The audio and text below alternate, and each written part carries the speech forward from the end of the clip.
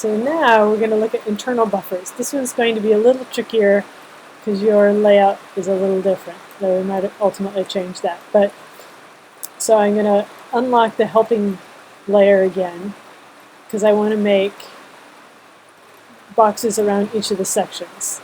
So I'm going to get the rectangle tool, and I'll start, oops, I have to be sure I'm clicking on the helping layer. Okay, so I'll start with this one. Actually, I'm going to lock this helping layer because I don't want to mess with this existing line. So I'm going to create a new layer, and I'll call it helping 2. All right, this is better. Internal boxes. Not a lot better, but a little better. Okay, and then I'm going to click on the, oops, that's it. Hiding the tool bar. Okay, click on the select tool. Oh, actually, click on the rectangle tool. Okay, so I'm going to make a box around the map, and I'll start up upper left-hand corner is the title, and map's easy because it's basically this box. So I'm encompassing everything in the map. Actually, I don't want to fill, I just want a black outline. Okay, so there's one. And what I'm looking at ultimately is how much space is between each of them. I apologize, this is going to get boring. Okay, this one, you know, this, I would say the whole thing really kind of goes to, I'm trying to decide if I should go to the edge of that. It kind of is that. You could kind of argue that it just goes to the bottom, but since it has these hashed lines that seem to define the bottom of it, I'll go there. And I'll do the financial aid one. Again, no, I think this one I'm going to do just, I'm again encompassing everything. So I'm going as far as this bar on top, as far as the text on top, and as far as the donut chart.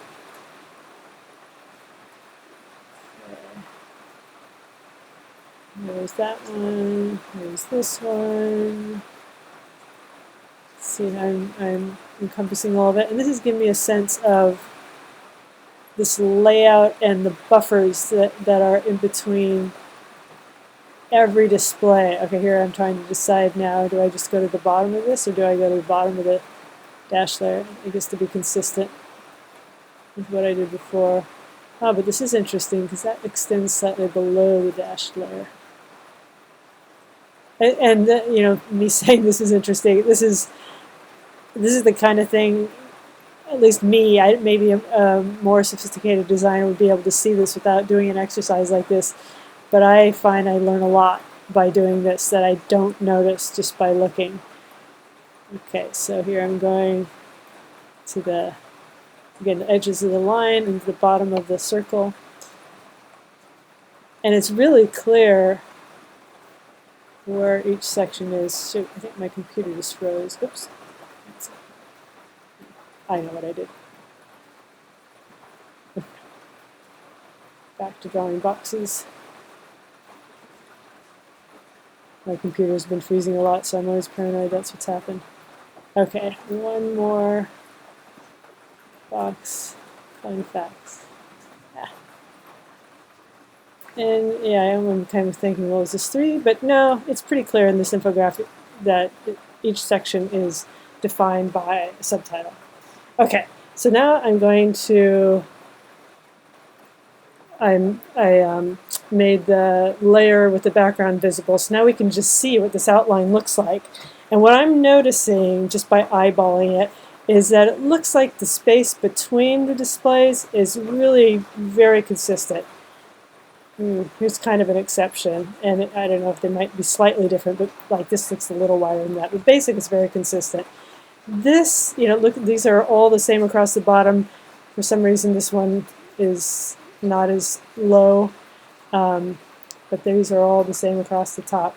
Okay, so now to apply it to yours,